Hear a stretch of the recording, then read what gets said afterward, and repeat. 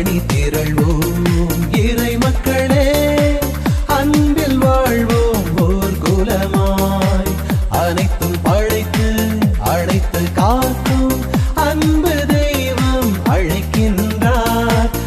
ஆண்டவர் கூறுகிறார், நான் துன்பங்களின் எண்ணங்களை அல்ல, அமைதியின் எண்ணங்களையே எண்ணுகிறேன்.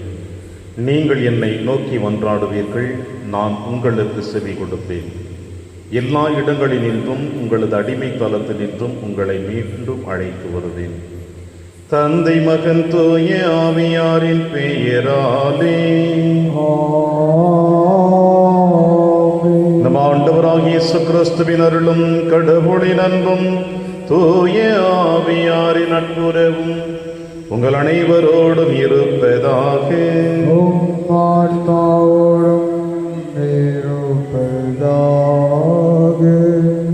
கிறிஸ்து இயேசுவில் எனக்கு பிரியமான அன்புமிக்க சகோதர சகோதரிகளே, ஆண்டவர் இயேசு கிறிஸ்து இன்றைய நற்செய்தி வாசகத்தின் வழியாக சக்கேயினுடைய மனமாற்றத்தை நமக்கு வெளிப்படுத்துகிறார். செல்வத்தின் மீது ஆசை கொண்டவனை அத்தி மரத்திலிருந்து கீழே இறங்கி வா என்று அழைப்பது அவனுடைய பாவ வாழ்விலிருந்து அவனை மீண்டுமாய் உண்மையான வாழ்க்கைக்கும் இயேசுவினுடைய அன்பு நிறைந்த வாழ்க்கைக்கும் அவரை அழைப்பு கொடுக்கிறார். நாமும் பல நேரங்களில் இது சக்கேயுவை போல இது உலக செல்வங்களின் மீதும் தேவையற்ற சிந்தனைகளின் மீதும் நம்முடைய வாழ்க்கையை நாம் பயணித்துக் கொண்டிருக்கின்றோம். இயேசு சக்கேயை அழைத்தது போல நம்மையும் அழைக்கிறார். எனவே அந்த அழைப்பை ஏற்றவர்களாக திருப்பலியிலே நம்முடைய ஒரு பக்தியோடு பங்கெடுப்போம். மேலும் இன்றைய திருப்பலியானது தங்குதுறை ராணி குடும்பத்தில் மரித்த மரியதாஸ், தவமணி, என்றிலியோ இவர்களுடைய ஆண்மலை பாற்றிக்காக இந்த திருப்பலியானது ஒப்புக் கொடுக்கப்படுகிறது. திருப்பலி ஒப்புக் கொடுக்க தகுதி பெறும் பொருட்டு நம்முடைய பாவங்களை ஏற்று மனம் வருந்துவோம், இறைவனின் மன்னிப்பை பெறுவோம். இல்லாமல்ல இறைவனிடமும் சகோதர சகோதரிகளே, உங்களிடமும் நான் பாவி என ஏற்றுக்கொள்கின்றேன். ஏனெனில் என் சிந்தனையாலும் சொல்லாலும் செயலாலும் கடமையில் தவறியதாலும் பாவங்கள் பல செய்தேன். என் பாவமே, என் பாவமே, என் பெரும் பாவமே. ஆகையால் எப்போதும் கன்னியான புனித மரியாவையும் வானதூதர் புனிதர் அனைவரையும் சகோதர சகோதரிகளே உங்களையும் நம் இறைவனாகிய ஆண்டவரிடம் எனக்காக வேண்டிக் கொள்ள மன்றாடுகின்றேன். இல்லாமல்ல இறைவன் நம் மீது இரக்கமைத்து நம் பாவங்களை மன்னித்து நம்மை நிலை வாழ்வுக்கு அழைத்து செல்வதாக. ஆமென். ஆண்டவரே இரக்கமாயிரும். ஆண்டவரே இரக்கமாயிரும். கிறிஸ்துவே இரக்கமாயிரும். கிறிஸ்துவே இரக்கமாயிரும். ஆண்டவரே இரக்கமாயிரும். ஆண்டவரே இரக்கமாயிரும். மன்றாடுவோமாக. ஆண்டவரே எங்கள் இறைவா, உம்மீது நாங்கள் கொண்டுள்ள பற்றன்பில் எப்பொழுதும் மகிழ்ந்திருக்க செய்ய உம்மை வேண்டுகின்றோம். ஏனெனில் அனைத்து நன்மைகளுக்கு முற்றாகி உமக்கு நாங்கள் என்று பணிபுரிவதால் முடிவில்லா முழுமையான மகிழ்வை பெற்றுக் கொள்வோமாக. உம்மோடும் தூய ஆவியாரின் ஒன்றிப்பில் இறைவனாய் என்றென்றும் வாழ்ந்து ஆட்சி செய்கிற எங்கள் ஆண்டவர் இயேசு கிறிஸ்து வழியாக உம்மை மன்றாடுகின்றோம். இப்போது என் உயிரை ஆண்மையுடன் கையளிப்பதன் மூலம் என் முதுமைக்கு நான் தகுதியுடையவன் என மெய்ப்பிக்கிறேன். மக்கவேயர் 2ஆம் நூலிலிருந்து வாசகம். பிரிவு 6 இறை திருவசனங்கள் 18 முதல் 31 முடிய. அந்நாள்களில் தலை சிறந்த மறைநூல் அறிஞருள் ஒருவரும் வயதில் முதிர்ந்தவரும் மாண்புறு தோற்றம் உடையவருமான எலையாசர் பன்றி இறைச்சியை உண்ண தம் வாயை திறக்குமாறு கட்டாயப்படுத்தப்பட்டார். ஆனால் அவர் மாசுபடிந்தவராய் வாழ்வதை விட மதிப்புடையவராய் இறப்பதை தேர்ந்து கொண்டு இறைச்சியை வெளியே துப்பிவிட்டு தாமாகவே சித்திரவதை கருவியை நோக்கி சென்றார். உயிர் மேல் ஆசை இருப்பினும் திருச்சட்டம் விலக்கியிருந்த பண்டங்களை சுவைத்தும் பாராமல் தள்ளிவிட்டு விட துணியும் எல்லாரும் இவ்வாறு செய்ய வேண்டும். சட்டத்திற்கு எதிரான அந்த பலி விருந்துக்கு பொறுப்பாயிருந்தவர்கள் அவரோடு கொண்டிருந்த நீண்ட கால பழக்கம் காரணமாக அவரை ஒதுக்கமாக அழைத்து சென்று அவர் உண்ணக்கூடிய இறைச்சியை அவரே தயாரித்து கொண்டு வருமாறும் மன்னன் கட்டளையிட்டபடி பலியிடப்பட்ட இறைச்சியை உண்பது போல நடிக்குமாறும் அவரை தனிமையில் வேண்டிக் கொண்டார்கள். இவ்வாறு செய்வதால் அவர் சாவினின்று காப்பாற்றப்படுவார் என்றும் அவரோடு அவர்கள் கொண்டிருந்த பழைய நட்பின் காரணமாக மனித நேயத்தோடு நடத்தப்படுவார் என்றும் அவர்கள் எண்ணினார்கள். ஆனால் எலியாசர் தமது வயதுக்குரிய தகுதிக்கும் முதுமைக்குரிய மேன்மைக்கும் நரைமுடிக்குரிய மாண்புக்கும் சிறு வயது முதல் தாம் நடத்தியிருந்த மாசற்ற வாழ்க்கைக்கும் கடவுள் கொடுத்திருந்த திருச்சட்டத்திற்கும் ஏற்றபடி மேலான முறையில் உறுதி பூண்டவராய் உடனே தமது முடிவை தெரிவித்து தம்மை கொன்றுவிடுமாறு கூறினார். அவர் தொடர்ந்து, இவ்வாறு நடிப்பது என்பது எனது வயதுக்கு ஏற்றதல்ல. ஏனெனில் 90 வயதான எலியாசர் அந்நியருடைய மறையை ஏற்றுக்கொண்டு விட்டார் என இளைஞருள் பலர் எண்ணக்கூடும். குறுகிய நிலையில்லாத வாழ்வுக்காக நான் இவ்வாறு நடிப்பேனாயில் என் பொருட்டு அவர்கள் நெறி பிழற நேரிடும். அவ்வாறு நேரிட்டால் அது என் முதுமையை நானே களங்கப்படுத்துவதும் இழிவுபடுத்துவதும் ஆகும். மனிதரின் தண்டனையினின்று நான் தற்காலிகமாக விடுபட்டாலும் உயிரோடு வாழ்ந்தாலும் இறந்தாலும் நான் எல்லாம் வல்லவருடைய கைக்கு தப்ப முடியாது. ஆகவே இப்போது என் உயிரை ஆண்மையுடன் கையளிப்பதன் மூலம் என் முதுமைக்கு நான் தகுதியுடையவன் என மெய்ப்பித்தேன். மதிப்புக்குரிய தூய சட்டங்களுக்காக விருப்போடும் பெருந்தன்மையோடும் எவ்வாறு இறப்பது என்பதற்கு ஓர் உயரிய எடுத்துக்காட்டை விட்டு செல்வேன் என்றார். இதெல்லாம் கூறி முடித்ததும் அவர் சித்திரவத கருவியை நோக்கி சென்றார். சற்று முன் அவரை கனிவோடு நடத்தியவர்கள் இப்போது கல் நெஞ்சராய் மாறினார்கள். ஏனெனில் அவர் கூறியது அவர்களுக்கு மடமையாக தோன்றியது. அடிபட்டதால் இறக்கும் தருவாயில் இருந்தபோது அவர் அழுது புலம்பி, நான் சாவினின்று விடுவிக்கப்பட்டிருக்கலாம் என்றாலும் அடியினால் என் உடலில் ஏற்படும் கொடிய துன்பங்களை தாங்கிக் கொள்கிறேன். ஆண்டவருக்கு நான் அஞ்சுவதால் என் உள்ளத்தில் மகிழ்ச்சியோடு இவற்றை ஏற்றுக்கொள்கிறேன். ஆண்டவர் தம் தூய ஞானத்தால் இவற்றையெல்லாம் அறிகிறார் என்றார். இவ்வாறு எலியாசர் உயிர் துறந்தார்.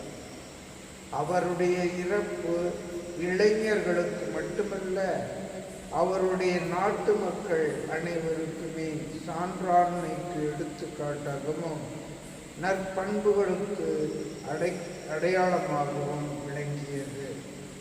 இது ஆண்டவர் வழங்கும் அருள்வாக்கு. இறைவனுக்கு நன்றி. பதிலுரை திருப்பாடல் 3 பல்லவி. ஆண்டவரே எனக்கு ஆதரவு, ஆண்டவரே எனக்கு ஆதரவு. ஆண்டவரே, என் எதிரிகள் எவ்வளவாய் பெருகிவிட்டனர், என்னை எதிர்த்து எழுவோர் எத்துணை மிகுந்து விட்டனர். கடவுள் அவனை விடுவிக்க மாட்டார் என்று என்னை குறித்து சொல்வோர் பலர். பல்லவி. ஆண்டவரே எனக்கு ஆதரவு. ஆயினும் ஆண்டவரே, நீரே எனக்கு காக்கும் கேடையும், நீரே என் மாட்சி, என்னை தலை நிமிர செய்பவரும் நீரே. நான் உரத்த குரலில் ஆண்டவரிடம் மன்றாடுகின்றேன். அவர் தமது திருமலையிலிருந்து எனக்கு பதிலளிப்பார். பல்லவி. ஆண்டவரே எனக்கு ஆதரவு. நான் படுத்துறங்கி விழித்தெழுவேன், எனில் ஆண்டவரே எனக்கு ஆதரவு. என்னை சூழ்ந்திருக்கும் பல்லாயிரம் பகைவருக்கு நான் அஞ்ச மாட்டேன். ஆண்டவரே எழுந்தருளும், என் கடவுளே என்னை மீட்டருளும்.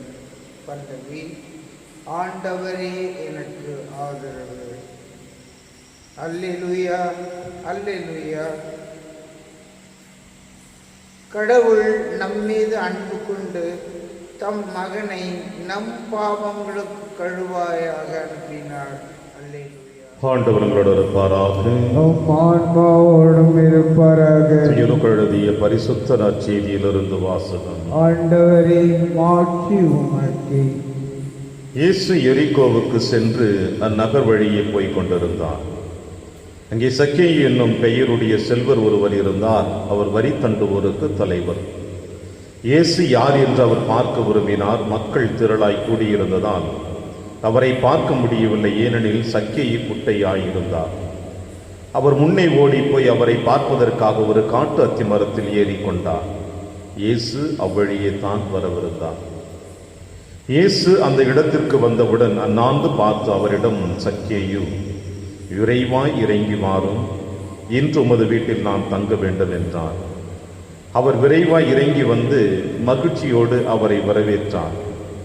இதை கண்ட யாவரும், பாவியிடம் தங்கப் போகிறாரே இவர் என்று முணுமுணுத்தனர். சக்கே எழுந்து நின்று, ஆண்டவரே, என் உடைமைகளில் பாதியை ஏழைகளுக்கு கொடுத்து விடுகின்றேன். எவர் மீதாவது பொய் குற்றம் சுமத்தி எதையாவது கவர்ந்திருந்தால் நான் அதை 4 மடங்காக திருப்பி கொடுத்து விடுகிறேன் என்று அவரிடம் கூறினார். இயேசு அவரை நோக்கி, இன்று இந்த வீட்டிற்கு மீட்பு உண்டாயிற்று, ஏனெனில் இவரும் ஆபிரகாமின் மகனே. இழந்து போனதை தேடி மீட்கவே மானிட மகன் வந்திருக்கிறார் என்று சொன்னார். ஆண்டவரின் அருள்வாக்கு. கிறிஸ்துவே உமக்கு புகழ்.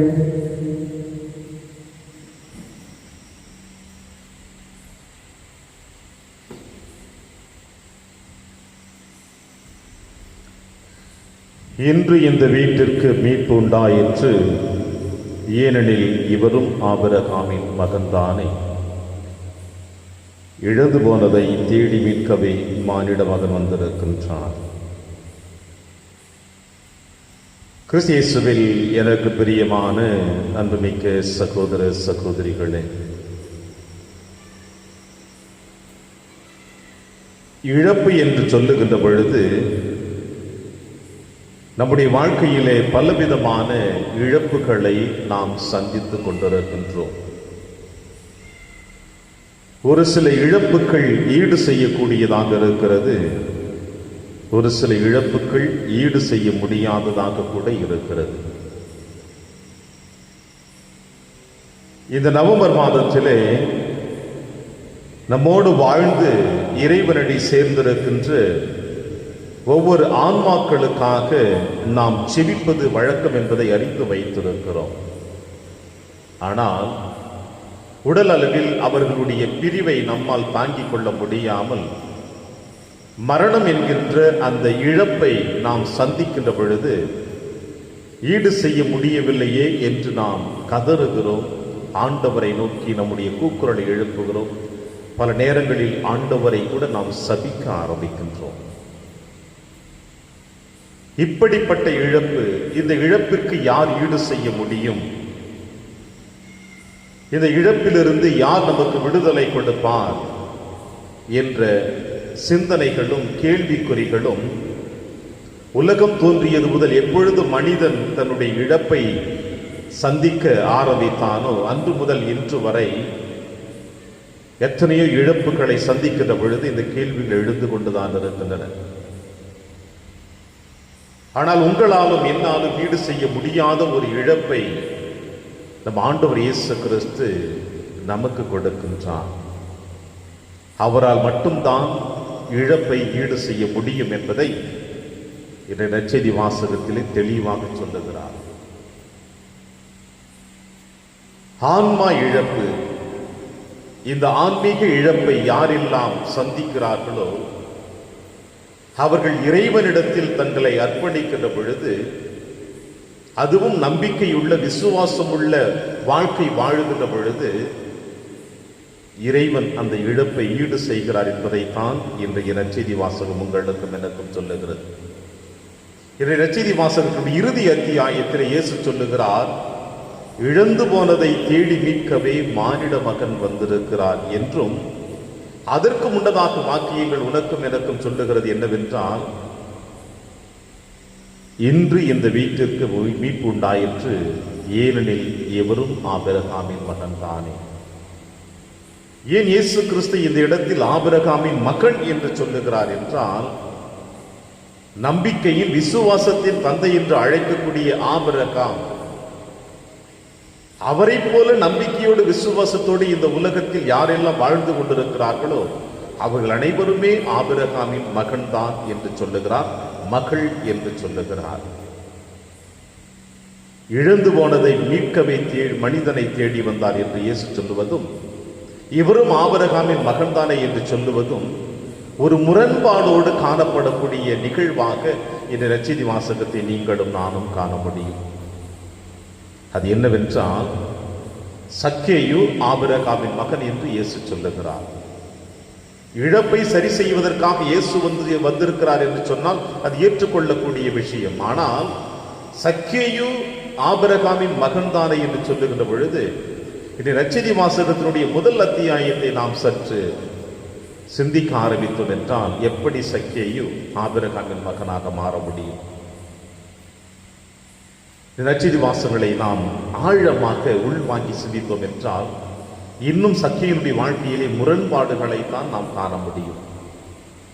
ஒரு குடும்பத்தில் பிறக்கின்ற குழந்தையை பெற்றோர்கள் பாசத்தோடு, அக்கறையோடு, அன்போடு அரவணைத்து அந்த குழந்தை எப்படியெல்லாம் வளர்க்க வேண்டும் என்று அவர்கள் விரும்புவார்கள் என்பதை நாம் அறிந்த ஒரு உண்மையை நம்முடைய குடும்பத்திலும் அதை பார்த்திருக்கின்றோம். அனைத்து தேவைகளையும் நிறைவேற்றுவார்கள் பெற்றோர்கள். குழந்தைக்கு என்ன பெயரிட வேண்டும் என்று கூட, பெயருடைய அர்த்தங்கள் என்ன என்பது கூட பல நேரங்களிலே சிந்திப்பதும் கலந்து ஆலோசிப்பதும் இந்த குடும்பத்திலே காண முடியும். அந்த வரிசையில் சக்கேயுடைய பெற்றோர்கள் சக்கேயை பெற்றெடுத்த பிறகு அவருக்கு சக்கே என்று பெயர் வைத்தார்கள் என்றால், அந்த பெயருடைய ஆழமான அர்த்தம் என்னவென்றால், சக்கே என்றால் தூய்மை என்று பொருள். பெற்றோர்கள் எந்த அளவிற்கு ஒரு சிந்தனையோடு கடவுள் நம்பிக்கை வைத்து அந்த மகனுக்கு தூய்மை என்கின்ற பெயரை வைத்தார்கள் சக்கேயு. ஆனால் சக்கேயுடைய வாழ்க்கையிலே தூய்மை இருந்ததா? அசுத்தம் மட்டும்தான் அடங்கி போயிருந்தது அவனுடைய வாழ்க்கையிலே. இது முதல் முரண்பாடு என்று சொல்லப்படுகிறது. இரண்டாவது விதமான முதல் முரண்பாடு என்னவென்று பார்க்கிற பொழுது, நீங்களும் நானும் ஆலயத்துக்கு வந்தாலும் சரி, நம் இருக்கிற இடங்களில் இருந்தாலும் சரி, இறைவனை நோக்கி செபிப்பது நம்முடைய கரங்களை உயர்த்தி, கண்களை உயர்த்தி, வானத்தை அண்ணாந்து பார்த்துதான் நாம் செபிக்கிறோம். ஏன் ஆண்டவர் இயேசு கிறிஸ்து கூட புதுமைகளை நிறைவேற்றுவதற்கு முன்னதாக கரங்களை உயர்த்தி, கண்களை உயர்த்தி, வானத்தை அண்ணாந்து பார்த்து தந்தைக்கு நன்றி சொல்லிதான் புதுமைகளை நிறைவேற்றினார். இது எதை குறிக்கிறது என்றால், வானத்தின் மேலே, பூமியை விட மேலே மேலோங்கி இருப்பவர் கடவுள் ஒருவர் தான். கடவுள் தான் மனிதர்களை உற்று நோக்கி கொண்டிருக்கிறார். நாம் தான் கடவுளை உயர்ந்த விதத்திலே பார்த்து கொண்டிருக்கிறோம். ஆனால் நற்செய்தி வாசகத்திலே லூக்கா நற்செய்தியார் பதிவு செய்கிறார், சக்கேயு மரத்தின் மீது அமர்ந்து கொண்டிருக்கிறான். இயேசு கடவுள், மானிட மகன், கடவுளுடைய மகன், உங்களுக்கும் எனக்கும் மீட்பு கொடுக்கிறவர் வானத்தை அண்ணாந்து பார்ப்பது போல சக்கேயுவை உற்று நோக்கிருக்கிறார். கடவுள் மனிதனை மேல் நோக்கி பார்க்கிறான், மனிதன் மேலிருந்து கடவுளை கீழ் நோக்கி பார்க்கிறான். இந்த முரண்பாடும் ஒரு வித்தியாசமான முரண்பாடாக காணப்படுகிறது. மூன்றாவது, யூத மதத்தின்படி, யூத சமுதாயத்தின்படி வரி வசூலிப்பவர்கள் அசுத்தம் உள்ளவர்கள், அது தூய்மையற்ற வாழ்க்கை, ஏமாற்று வாழ்க்கை என்பதை அவர்கள் முழுவதுமாக நம்பியிருந்தார்கள். ஒட்டுமொத்த யூத சமுதாயமே வரி வசூலிப்பது என்பது ஒரு தவறான வாழ்க்கை என்று சிந்திக்கின்ற பொழுது, அந்த யூத சமுதாயத்திலிருந்து வாழ்ந்து கொண்டிருந்தவர் தான் இந்த சக்கேயு. இந்த சக்கேயு இந்த தவறான வாழ்க்கையை வாழ ஆரம்பிக்கிறான். ஆக இவரும் ஆபிரகாமின் மகன்தானே என்று இயேசு சொல்லுகின்ற பொழுது, இந்த முரண்பாடுகளை நாம் உற்று நோக்கி பார்க்கின்ற பொழுது எப்படி இவர் ஆபிரகாமின் மகனாக இருக்க முடியும் என்று உங்களுக்கும் எனக்கும் இந்த கேள்விகள் எழலாம். எனவேதான் ஆண்டவர் இயேசு கிறிஸ்து நிகழ்வுகளை எல்லாம் எடுத்து வந்து இறுதி அத்தியாயத்திலே தெளிவாக முடிவு கொடுக்கிறார். உங்களுக்கும் எனக்கும் இழந்து போனதை தேடி மீட்கவே மானிட மகன் வந்திருக்கிறார். ஆக இழந்து போனதை எல்லாம் கடவுள் தேடி வருகின்ற பொழுது அந்த கடவுளுடைய வருகையை எவனொருவன் உணர்ந்து அவரோடு தன்னுடைய வாழ்க்கை இணைத்துக் கொள்ளுகிறானோ அந்த வாழ்க்கையிலே மாற்றங்கள் நிறைவேறுகிறது. அவனும் ஆபிரகாமின் மகளாக மாற்றப்படுகிறான். இன்றைய நற்செய்தி வாசகத்தில் சக்கேயு அசுத்தம் உள்ளவன், தூய்மையற்றவன், இப்படிப்பட்டவன் ஆபிரகாமின் மகனாக இயேசுவால் உயர்த்தி வைத்து அழகு பார்க்கிற பொழுது இன்று இந்த வீட்டிற்கு மீட்புண்டாயிற்று. நம்பிக்கையின் வழியாக, மீட்பின் வழியாக நீங்களும் நானும் இதே நம்பிக்கையோடு விசுவாசத்தோடு இயேசுவை நோக்கி பயணிப்போம். வருகின்ற இயேசுவை எதிர்கொண்டு அவரை உள்ளத்தின் ஆழத்தில் ஏற்றுக்கொள்ளுவோம். அப்பொழுது நாமும் இயேசுவின் பார்வையில் ஆபிரகாமின் மகளாக வாழ முடியும் நம்பிக்கையோடு தொடர்ந்து திருப்பலியிலே மன்றாடுவோம். இறைவன் உங்களையும் என்னையும் நிறைவாக ஆசீர்வதிப்பார். ஆமென்.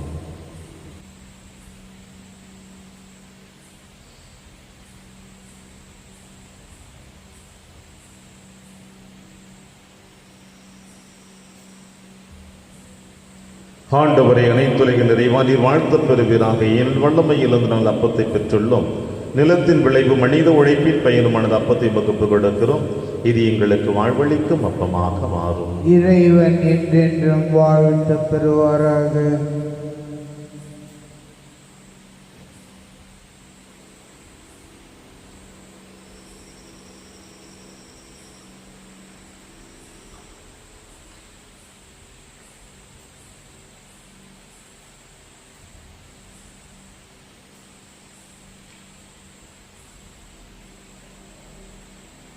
ஆண்டவரை அனைத்துலகின் நிறைவா நீர் வாழ்த்த பெறுவீராக. என் வல்லமையிலிருந்து நாம் ரசத்தை பெற்றுள்ளோம். திராட்சை செடியும் மனித உழைப்பில் பயனுமானது ரசத்தை முகப்பு கொடுக்கின்றோம். இது எங்கள் ஆன்மீக பானமாக மாறும். இறைவன் என்றென்றும் வாழ்த்து பெறுவாராக.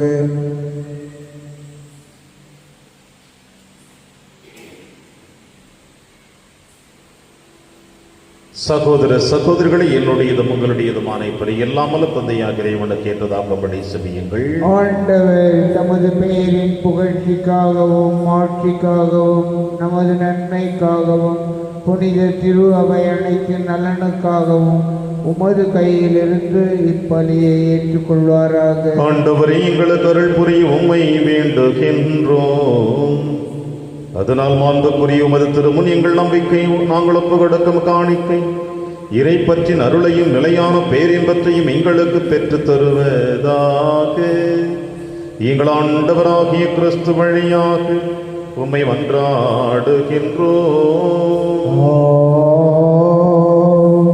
ஆண்டவர்களோடு இருப்பாராக. ஆன்மாவோடும் இருப்பாராக. இதயங்களை மேலே எழுப்புங்கள். ஆண்டவரிடம் எழுப்பி நம் இறைவனாகிய ஆண்டவருக்கு நன்றி கூறுவோம். அது தகுதியும் நீதியுமானது. ஆண்டவரே தூயவரான தந்தையை என்றும் உள்ள எல்லாம் வல்ல இறைவான், என்னாலும் இவ்விடத்திலும் நாங்கள் உமக்கு நன்றி செலுத்துவது மெய்யாகவே தகுதியும் நீதியுமாகும், எங்கள் கடமையும் மீட்புக்குரிய செயலுமாகும். ஏனெனில் எங்கள் புகழுரை உமக்கு தேவை என்று ஆயினும் நாங்கள் உமக்கு நன்றி செலுத்துவது உமது அருட்கொடையாலேயே. நாங்கள் உம்மை புகழ்ந்துரைப்பது உமது மாட்சிமை மிகுதிப்படுத்தாது எனினும் எங்கள் ஆண்டவராகிய கிறிஸ்து வழியாக நாங்கள் மீட்படைய பயன்படுகிறது. ஆகவே வானகத்தூத திரளோடு ஒன்று சேர்ந்து நாங்களும் உம்மை புகழ்ந்தேத்தி மகிழ்ச்சியுடன் அறிக்கையிட்டு சொல்லுவதாவது: தூயவர் தூயவர் தூயவர், வான்படைகளின் கடவுளாம் ஆண்டவர், விண்ணகமும் மன்னகமும் உமது மாட்சியால் நிறைந்துள்ளன. உன்னதங்களிலே ஓசன்னா. ஆண்டவர் பெயரால் வருகிறவர் ஆசி பெற்றவர். உன்னதங்களிலே ஓசன்னா. ஆண்டவரை நீர் மெய்யாகவே தூயவர், தூய்மை அனைத்திற்கு முற்றாகவே உம்முடைய ஆவியை பொழிந்து இக்காணிக்கைகளை தூய்மைப்படுத்த உம்மை வேண்டுகிறோம். இவ்வாறு எங்கள் ஆண்டவர் இயேசு கிறிஸ்துவின் உடலும் இரத்தமுமாக எங்களுக்கு இவை மாறுவனவாக. அவர் பாடுபட உளம் கணிந்து தம்மை கையளித்த போது அப்பத்தை எடுத்து நன்றி செலுத்தி அதை விட்டு தம் சீடருக்கு அளித்து அவர் கூறியதாவது: அனைவரும் இதிலிருந்து பெற்று உண்ணுங்கள், ஏனெனில் இது உங்களுக்காக கையளிக்கப்படும் என் உடல்.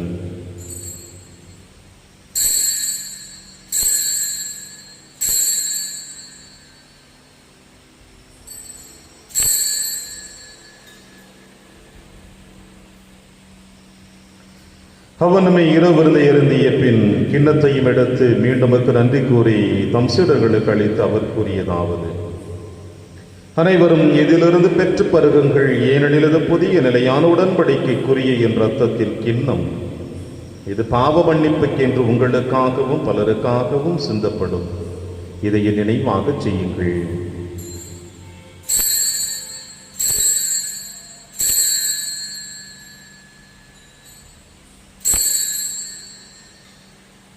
நம்பிக்கையின் மறைபொருள். ஆண்டவரே, நீர் வருமளவும் உமது இறப்பினை அறிக்கையிடுகின்றோம், உமது உயிர்ப்பினையும் எடுத்துரைக்கின்றோம். ஆகவே ஆண்டவரே, நாங்கள் கிறிஸ்துவின் இறப்பினையும் உயிர்ப்பினையும் நினைவு கூர்ந்து வாழ்வு தரும் அப்பத்தையும் மீட்பளிக்கும் கிண்ணத்தையும் ஒப்புக் கொடுக்கின்றோம். உம் திருமுன்னிலும் கோழியும் புரிய தகுந்தவர்களினை எங்களை ஏற்றுக்கொண்டீர். எனவே மக்கள் நன்றி செலுத்துகின்றோம்.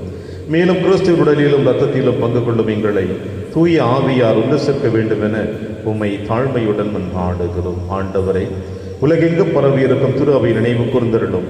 எங்கள் திருத்தந்தை பிரான்சிஸ், எங்கள் ஆயர் ஆண்டனி சாமி, எல்லா திருநிலையராக அனைவரோடும் உமது திரு அவை அன்பில் நிறைவு பெற செய்தருளும். தந்தையே, உலகிலிருந்து அழைத்து கொண்ட மரியதாஸ், தவமணி, என்றிலியோ என்னும் அடியாட்களை நினைவு கூர்ந்தருளும். உம் திருமகனோடு அவரது இறப்பில் இணைக்கப்பட்டிருந்த இவர்கள் உயிர்ப்பிலும் அவரை போல் இருக்கச் செய்தருளும். மேலும் உயிர்த்தொழில் எதிர்நோக்குடன் துயில் கொள்ளும் எங்கள் சகோதர சகோதரிகளையும் இறந்தோர் அனைவரையும் இரக்கத்தோடு நினைவு கூர்ந்து உமது திருமகோளில் ஏற்றருளும். எங்கள் அனைவர் மீதும் இரக்கமாயிரும்.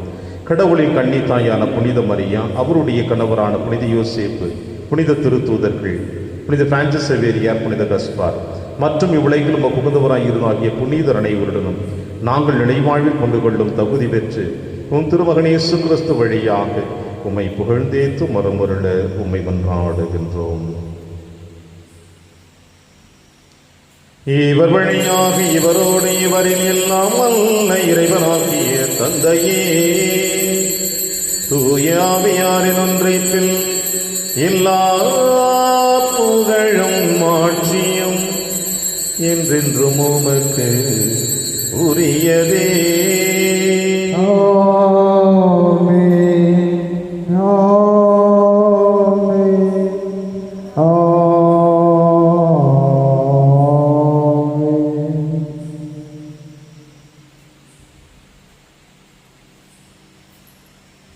மீட்பரின் கட்டளையால் கற்பிக்கப்பட்டு இறை படிப்பினையால் பயிற்சி பெற்ற நாம் அனைவரும் துணிந்து செல்வோம். விண்ணுலகில் இருக்கிற எங்கள் தந்தையே, உமது பெயர் தூயது என போற்ற பெறுக. உமது ஆட்சி வருக. உமது திருவுளம் விண்ணுலகில் நிறைவேறுவது போல மண்ணுலகிலும் நிறைவேறுக. எங்கள் அன்றாட உணவை இன்று எங்களுக்கு தாரும். எங்களுக்கு எதிராக குற்றம் செய்வோரை நாங்கள் மன்னிப்பது போல எங்கள் குற்றங்களை மன்னியும். எங்களை சோதனைக்கு உட்படுத்தாதேயும், தீமையிலிருந்து எங்களை விடுவித்தருளும். ஆண்டவரை, தீமை அனைத்திலும் இருந்து எங்களை விடுவித்து எங்கள் வாழ்நாளில் அமைதியை கனிவுடன் அருளவை நாடுகிறோம். உமது இரக்கத்தின் உதவியால் நாங்கள் பாவத்திலிருந்து எப்பொழுது விடுதலை பெற்று யாதொரு கலக்கமுமின்றி நலமாயிருப்போமாக. நாங்கள் எதிர்நோக்கி இருக்கும் பேரின்பத்திற்காகவும் மீட்பராக இயேசு கிறிஸ்து வருகைக்காகவும் காத்திருக்கின்றோம். ஏனெனில் ஆட்சியும் வல்லமையும் ஆட்சியும் என்றென்றும் உமதே. ஆண்டவரே இயேசு கிறிஸ்து, அமைதியை உங்களுக்கு விட்டுச் செல்கிறேன், அமைதியை உங்களுக்கு அளிக்கிறேன் என்று உம் திருத்துதர்களுக்கு மொழிந்தீரேன். எங்கள் பாவங்களை பாராமல் திரு அவையின் நம்பிக்கையை கண்ணோக்கி உமது திருவுளத்திற்கு ஏற்பதற்கு அமைதி மற்றும் அளித்தொள்வீராக. என்னிடம் வாழ்ந்து ஆட்சி செய்கின்றவர் நீரே.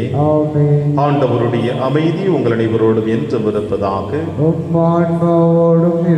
ஒருவர் உறவின் வாழ்த்தை அறிவித்து மகிழ்வோம். சமாதானம். உலகின் பாவங்களை போக்கும் இறைவனின் செம்மறியே, எங்கள் மேல் இரக்கமாயிரும். உலகின் பாவங்களை போக்கும் இறைவனின் செம்மறியே, எங்கள் மேல் இரக்கமாயிரும்.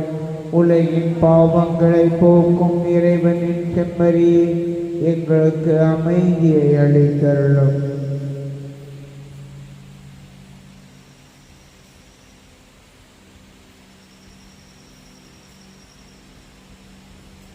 இதோ இறைவனின் செம்மறி, இவரை நம் அனைவரின் பாவங்களையும் போக்குகின்றவர். செம்மறியின் விருந்திற்கு அழைக்க பெற்ற நம் அனைவரும் பேறு பெற்றோர். ஆண்டவரே, நீர் என் இல்லத்தில் எழுந்தருள நான் தகுதியற்றவன். ஆனால் ஒரு வார்த்தை மட்டும் சொல்லி அருளும், எனது ஆன்மா நலம் அடையும். கிறிஸ்துவின் திருவிடலும் திருத்தும் காத்து நமக்கு நிலையான வாழ்வளிப்பதாக. ஆமென்.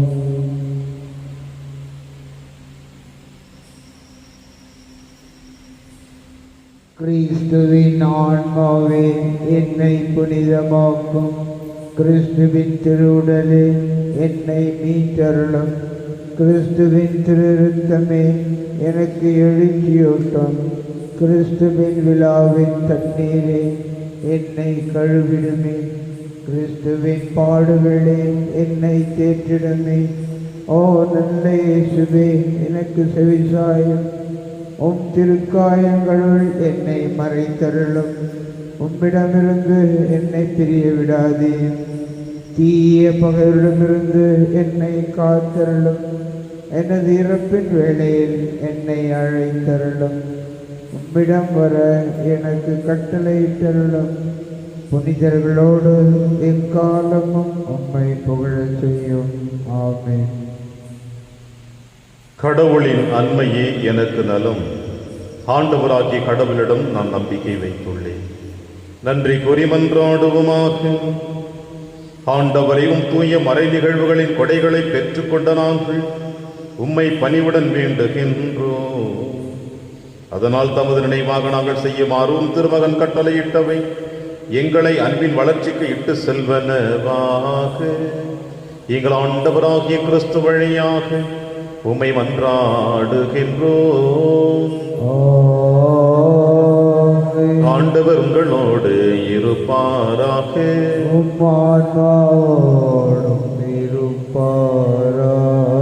எல்லாம் வல்ல இறைவன் தந்தை மகன் தூயாவியார் உங்கள் அனைவரையும் நிறைவாக ஆசீர்வதிப்பாராக.